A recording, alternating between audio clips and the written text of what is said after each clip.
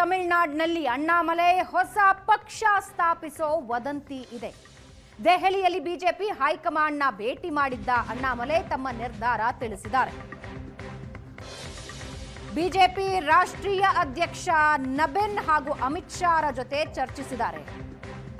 ತಮ್ಮ ನಿರ್ಧಾರನ ಇಬ್ಬರೂ ನಾಯಕರಿಗೆ ತಿಳಿಸಿದ್ದಾರೆ. ಆತುರ ಬೇಡ, ಸ್ವಲ್ಪ ಟೈಮ್ ಕೊಡಿ ಅಂತ ಹೈಕಮಾಂಡ್ ಹೇಳ್ತಾ ಇದೆ.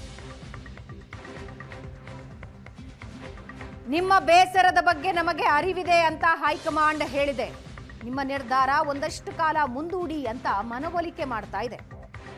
ಪರ್ಯಾಯ ಆಯ್ಕೆಗಳು ಏನೇನಿದೆ ಅನ್ನೋದ್ರ ಬಗ್ಗೆ ಹೈಕಮಾಂಡ್ ಚಿಂತನೆ ನಡೆಸ್ತಾ ಇದ್ದು, ನಾಳೆವರೆಗೂ ಅಣ್ಣಾಮಲೈ ದೆಹಲಿಯಲ್ಲೇ ಉಳಿಯೋ ಸಾಧ್ಯತೆ ಇದೆ. ಇದರ ಮಧ್ಯದಲ್ಲಿ ರಾಷ್ಟ್ರೀಯ ಮಟ್ಟದಲ್ಲಿ ಅಣ್ಣಾಮಲೈಗೆ ಸ್ಥಾನ ಕೊಡುತ್ತಾ ಬಿಜೆಪಿ?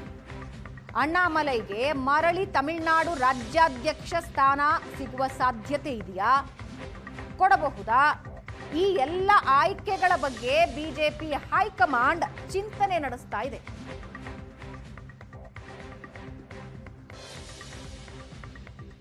ಪಕ್ಷ ಸಂಘಟನೆಗಾಗಿ ತಮಿಳುನಾಡಿನಲ್ಲಿ ಅಣ್ಣಾಮಲೈ ಸಾಕಷ್ಟು ಪರಿಶ್ರಮ ಹಾಕಿದ್ರು. ಆದರೆ ಮೈತ್ರಿಯ ವಿಷಯದಲ್ಲಿ ಹೈಕಮಾಂಡ್ ಮತ್ತು ಅಣ್ಣಾಮಲೈ ಮಾತುಗಳು ಸರಿ ಹೊಂದಲಿಲ್ಲ. ಅದಾದ ಮೇಲೆ ನಡೆದ ರಾಜಕೀಯ ಬೆಳವಣಿಗೆ ಬಗ್ಗೆ ಮಾತನಾಡೋದಕ್ಕೆ ಮತ್ತೊಂದು ಸಲ ಸಂಪರ್ಕದಲ್ಲಿದ್ದಾರೆ ಅಸೋಸಿಯೇಟ್ ಎಡಿಟರ್ ಪ್ರಶಾಂತ್ ನಾತು. ಪ್ರಶಾಂತ್, ಅಣ್ಣಾಮಲೈ ಮುಂದಿನ ನಡೆ ಏನು ಅನ್ನೋ ಕುತೂಹಲ ಇದೆ. ಅವರ ಇತ್ತೀಚಿನ ಏನು ನಡವಳಿಕೆ ಇತ್ತು ಅದರಿಂದ ಸ್ಪಷ್ಟವಾಗ್ತಾ ಇತ್ತು. ಸೋಷಿಯಲ್ ಮೀಡಿಯಾದಲ್ಲಂತೂ ಮತ್ತೆ ಮೇಲಿಂದ ಮೇಲೆ ಅವರೊಂದು ಹೊಸ ಪಕ್ಷ ಕಟ್ತಾರೆ ಟಿವಿಕೆ ನಂತರ ಅಂತೆಲ್ಲ ಮಾತನಾಡ್ತಾ ಇದ್ರು. ಆದರೆ ಹೈಕಮಾಂಡ್ ಒಂದು ಚೂರು ಕಾಯಿರಿ ಅಂತ ಇದೆ. ಏನಿದೆ ಹೈಕಮಾಂಡ್ ಮೈಂಡ್ನಲ್ಲೀಗ? ಭಾವನ ನೋಡಿ, ಕಳೆದ ಲೋಕಸಭಾ ಚುನಾವಣೆಯ ನಂತರ ಅಣ್ಣಾಮಲೈ ಬಿಜೆಪಿ ವರಿಷ್ಠರು ತೆಗೆದುಕೊಂಡಿರ್ತಕ್ಕಂಥ ನಿರ್ಧಾರದ ಬಗ್ಗೆ ಅವ್ರಿಗೆ ಬಹಳಷ್ಟು ಬೇಸರ ಇದೆ, ಅಸಮಾಧಾನ ಇದೆ. ಅದನ್ನು ಅವರು ಎಲ್ಲೂ ಬಹಿರಂಗವಾಗಿ ತೋಡ್ಕೊಂಡಿರಲಿಲ್ಲ. ಆದರೆ ಪ್ರಚಾರದಲ್ಲಿ ಹೆಚ್ಚು ಭಾಗವಹಿಸಲಿಲ್ಲ, ಚುನಾವಣೆಗೆ ಸ್ಪರ್ಧಿಸಿ ಎಂದಾಗ ಅವರು ಒಪ್ಪಲಿಲ್ಲ. ಇದೆಲ್ಲವೂ ಕೂಡ ಅಣ್ಣಾಮಲೈ ಬಿಜೆಪಿ ವರಿಷ್ಠರ ಮೇಲಿರ್ತಕ್ಕಂಥ ಬೇಸರವನ್ನು ಪರೋಕ್ಷವಾಗಿ ತಿಳಿಸ್ತಕ್ಕಂಥ ಒಂದು ವಿಧಾನ. ಈಗ ಅಣ್ಣಾಮಲೈ ಅವ್ರಿಗೆ ಅನಿಸ್ತಾ ಇದೆ, ನಾನು ಬಿ ಜೆ ಪಿಯಲ್ಲಿದ್ದು ಸುಮ್ಮನೆ ಅಂದರೆ IPS ಬಿಟ್ಟು ಬಂದು ನಾನು ಬಿ ಜೆ ಪಿಯಲ್ಲಿ ಸೈಡ್ಲೈನ್ಡ್ ಆಗಿ ಬದುಕೋದಕ್ಕಿಂತ ನಾನೇ ಒಂದು ಪಕ್ಷವನ್ನು, ಪ್ರಾದೇಶಿಕ ಪಕ್ಷವನ್ನು ಸ್ಥಾಪನೆ ಮಾಡಬೇಕು.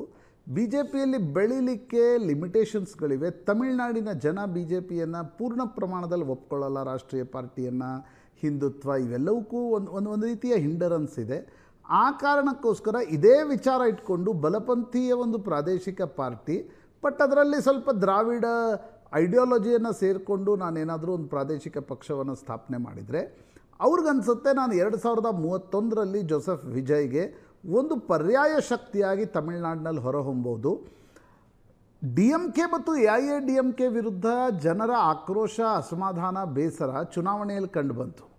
ಜೋಸೆಫ್ ವಿಜಯ್ ಆ ಕಾರಣದಿಂದಲೇ ಮುಖ್ಯಮಂತ್ರಿ ಆದರು. ಅಣ್ಣಾಮಲೈಗೆ ಅನ್ನಿಸ್ತಾ ಇದೆ ಅದೇ ಕಾರಣ ಇಟ್ಕೊಂಡು ನಾನೊಂದು ವಿಪಕ್ಷ, ಒಂದು ಪೊಲಿಟಿಕಲ್ ಪಾರ್ಟಿಯನ್ನು ಸ್ಥಾಪನೆ ಮಾಡಿದರೆ ನನಗೂ ಕೂಡ ಲಾಭ ಆಗ್ಬೋದು. ಬರೀ ಬಿ ಜೆ ಪಿಯಲ್ಲಿ ಇದ್ಕೊಂಡು ಬಿ ಜೆ ಪಿ ರಾಷ್ಟ್ರೀಯ ವರಿಷ್ಠರು ಒಮ್ಮೆ AIADMK ಅಂತಾರೆ, ಒಮ್ಮೆ AIADMK ಮೈತ್ರಿ ಬೇಡ ಅಂತಾರೆ, ನಾಳೆ DMK ಜೊತೆ ಹೋಗ್ಬೋದು. ಆಗ ನನ್ನ ಸ್ಥಾನಮಾನ ಏನು, ನನ್ನ ಪೊಲಿಟಿಕಲ್ ಫ್ಯೂಚರ್ ಏನು ಅಂತಕ್ಕಂಥದ್ದು ಅಣ್ಣಾಮಲೈಗಿರ್ತಕ್ಕಂಥ ಚಿಂತೆ. ಅವ್ರಿಗೆ 41 ವರ್ಷ ವಯಸ್ಸು. IPSನ್ನು ಅರ್ಧದಲ್ಲಿ ಬಿಟ್ಟು ಬಂದು ಬಿ ಜೆ ಪಿಯಲ್ಲಿ ನರೇಂದ್ರ ಮೋದಿ ಅಂತಕ್ಕಂಥ ಒಂದು ಪಾಲಿಟಿಕ್ಸನ್ನು ಶುರು ಮಾಡಿದರು. ಆದರೆ ಅದು ಯಶಸ್ಸು ಕಾಣಲಿಲ್ಲ. ಹೀಗಾಗಿ ಅಣ್ಣಾಮಲೈ ಅವ್ರಿಗೆ ಅನಿಸ್ತಾ ಇದೆ ನಾನೊಂದು ಪ್ರಾದೇಶಿಕ ಪಾರ್ಟಿ ಮಾಡಬೇಕು. ತಮಿಳುನಾಡಿನಲ್ಲಿ ಬಿ ಜೆ ಪಿಯ ನಾಯಕನಾಗಿ ಹೋದರೆ ಭಾಳ ಫ್ಯೂಚರ್ ಇಲ್ಲ. ಬಿ ಜೆ ಪಿ ಕೂಡ ನನ್ನನ್ನು ಸೈಡ್ಲೈನ್ ಮಾಡ್ತು. ಇದೆಲ್ಲವನ್ನು ಇವತ್ತು ಅಮಿತ್ ಶಾ ಮತ್ತು ನಿತಿನ್ ನಬೀನ್ ಜೊತೆ ಕೂಡ ಅಣ್ಣಾಮಲೈ ಮಾತನಾಡಿದ್ದಾರೆ. ಅಣ್ಣಾಮಲೈ ಮತ್ತು ಅಮಿತ್ ಶಾ ಅವರ ಭೇಟಿಯ ಫೋಟೋಗಳು ಕೂಡ ವೈರಲ್ ಆಗ್ತಿವೆ. ತುಂಬ ಕಾರ್ಡಿಯಲ್ ಆಗಿರ್ತಕ್ಕಂಥ ಮೀಟಿಂಗ್ ಇತ್ತು. ಅಣ್ಣಾಮಲೈ ಯಾವುದೋ ಒಂದು ಪುಸ್ತಕವನ್ನು ಅಮಿತ್ ಶಾರಿಗೆ ಗಿಫ್ಟ್ ಮಾಡ್ತಾರೆ. ತುಂಬ ಕಾರ್ಡಿಯಲ್ ಆಗಿರ್ತಕ್ಕಂಥ ಸಭೆ ಇದ್ದರೂ ಕೂಡ ಅಣ್ಣಾಮಲೈ ಇದೊಂದು ಹೊಸ್ತನ ಅನಿಸುತ್ತೆ. ಪಾರ್ಟಿ ಬಿಡೋರು ಯಾರೂ ರಾಷ್ಟ್ರೀಯ ನಾಯಕರ ಬಳಿ ಹೋಗಲ್ಲ. ಕೆಲವೊಂದು ಮೂಲಗಳು, ಹೈಕಮಾಂಡ್ ಮೂಲಗಳು ಹೇಳ್ತಾ ಇವೆ ಇಲ್ಲ ನಿಮ್ಮನ್ನು ರಾಜ್ಯಸಭಾ ಮಾಡ್ತೀವಿ ಅಂದಾಗ ಅಣ್ಣಾಮಲೈ ನನಗೆ ತಮಿಳುನಾಡಿನ ರಾಜಕಾರಣದಲ್ಲೇ ಬೆಳಿಬೇಕು, ನನಗೆ ರಾಜ್ಯಸಭಾ ಬೇಡ ಅಂತಕ್ಕಂಥದ್ದನ್ನು ಬಿ ಜೆ ಪಿ ವರಿಷ್ಠರಿಗೆ ಸ್ಪಷ್ಟಪಡಿಸಿದ್ದಾರೆ ಅಂತಕ್ಕಂಥದ್ದು. ಇನ್ನೊಂದು ಪ್ರಕಾರ ಅಮಿತ್ ಶಾನೇ ಅವರನ್ನು ಪ್ರಾದೇಶಿಕ ಪಕ್ಷ ಮಾಡಲಿಕ್ಕೆ ಕಳಿಸ್ತಾ ಇದ್ದಾರೆ. ತರಹೇವಾರಿ ಸುದ್ದಿಗಳು ಓಡಾಡ್ತಿವೆ. ಅಣ್ಣಾಮಲೈ ಇನ್ನೂವರೆಗೂ ಅಧಿಕೃತವಾಗಿ ನಾನು ಪಕ್ಷ ಸ್ಥಾಪನೆ ಮಾಡ್ತೀನಿ ಅಂತ ಹೇಳಿಲ್ಲ. ಬಟ್ ಸುದ್ದಿ ಇಷ್ಟು ದಿನಗಳಿಂದ ಓಡಾಡ್ತಾ ಇದ್ದರೂ ಅದನ್ನು ನಿರಾಕರಿಸಿಯೂ ಇಲ್ಲ. ಮೊನ್ನೆಯಿಂದ ಅವರ ಪೋಸ್ಟರ್ಗಳು ತಮಿಳುನಾಡಿನಲ್ಲಿ ಹಚ್ಚಲಾಗಿತ್ತು. ಇಲ್ಲ ಫಿಯರ್ಲೆಸ್ ಮೈಂಡ್ಸ್, ಯಾವುದೇ ರೀತಿಯಾಗಿರ್ತಕ್ಕಂಥ ಲಿಮಿಟೇಷನ್ ಇರಲ್ಲ ಅಂತಕ್ಕಂಥ ರೀತಿಯಲ್ಲಿ ಅವರ ಪೋಸ್ಟರ್ಸ್ಗಳನ್ನು ಹಂಚಲಾಗಿತ್ತು. ಅಣ್ಣಾಮಲೈ ಆಪ್ತರು ಕೂಡ ಖಚಿತಪಡಿಸ್ತಾ ಇದ್ದಾರೆ something is going to happen. ಅದು ಪ್ರಾದೇಶಿಕ ಪಕ್ಷ ಯಾವ ಸ್ವರೂಪದ್ದು, ರಜನಿಕಾಂತ್ ಜೊತೆ ಆ ಪ್ರಾದೇಶಿಕ ಪಕ್ಷ ಸ್ಥಾಪನೆ ಮಾಡ್ತಾರಾ, ಜೋಸೆಫ್ ವಿಜಯ್ರನ್ನು ಚಾಲೆಂಜ್ ಮಾಡಲಿಕ್ಕೆ ಅಣ್ಣಾಮಲೈಗೆ ಆ ರೀತಿಯ ಪ್ರಾದೇಶಿಕ ಪಕ್ಷ ಸ್ಥಾಪನೆ ಮಾಡಿದರೆ ಯಶಸ್ಸು ಸಿಗುತ್ತಾ, DMK AIADMK ಅರ್ಧ ಜೋಸೆಫ್ ವಿಜಯ್ ಡೆಸಿಮೇಟ್ ಮಾಡಿದರು, ಅರ್ಧ ಅಣ್ಣಾಮಲೈ ಮಾಡ್ತಾರಾ, ಇವೆಲ್ಲವೂ ಕೂಡ ಭವಿಷ್ಯದ ಪ್ರಶ್ನೆಗಳು. ಪಾಸಿಬಲ್ ಪ್ರಶಾಂತ್, ಅಂದ್ರೆ ಅಣ್ಣಾಮಲೈ ಕಳೆದ ಬಾರಿ ವೋಟ್ ಶೇರ್ ಅನ್ನ ಜಾಸ್ತಿ ಮಾಡಿದ್ರು ನಿಜ, ಆದ್ರೆ ಸ್ವತಃ ಅವರೇ ಸೋತಿದ್ರು.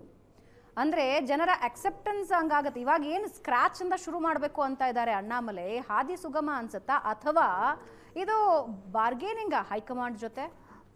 ಇದರಲ್ಲಿ ಎರಡೂ ಇದೆ. ಕೆಲವರು ಹೇಳ್ತಾರೆ ಇಲ್ಲ ಇದು ಹೈಕಮಾಂಡನ್ನು ಬಾರ್ಗೇನ್ ಮಾಡಬೇಕು ಅಂತಕ್ಕಂಥದ್ದು. ಬಟ್ ಮೋದಿ ಅಮಿತ್ ಶಾ ಅವರ ಕಾರ್ಯವೈಖರಿಯನ್ನು ನಾವು ನೋಡಿದ್ದೀವಿ.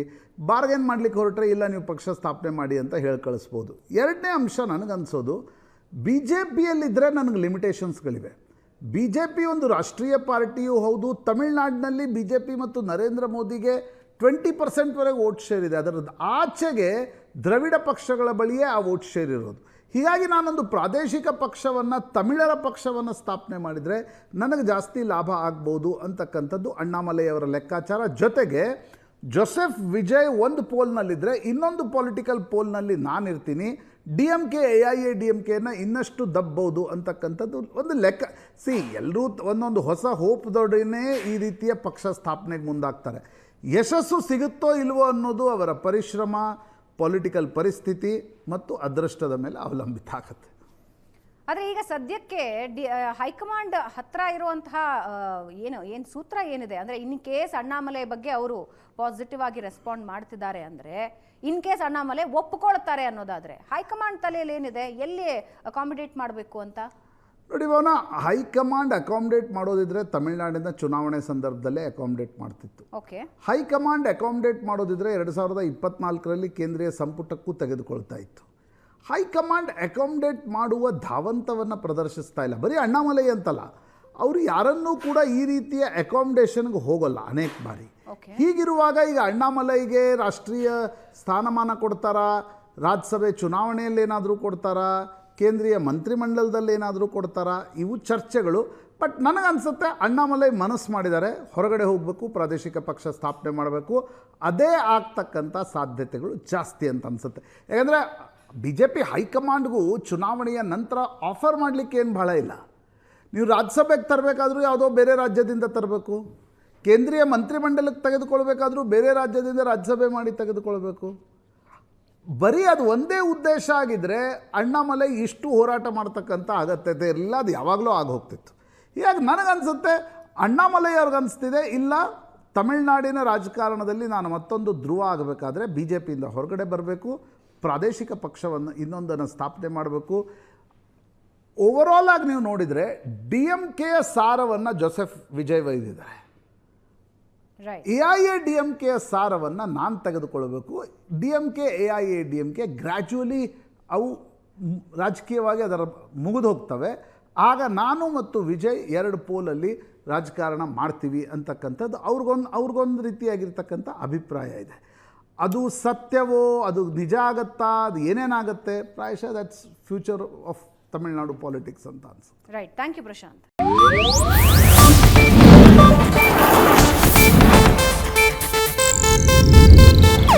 ಇದು ಏಷ್ಯಾನೆಟ್ ನ್ಯೂಸ್ ನೆಟ್ವರ್ಕ್ ಪ್ರಸ್ತುತಿ.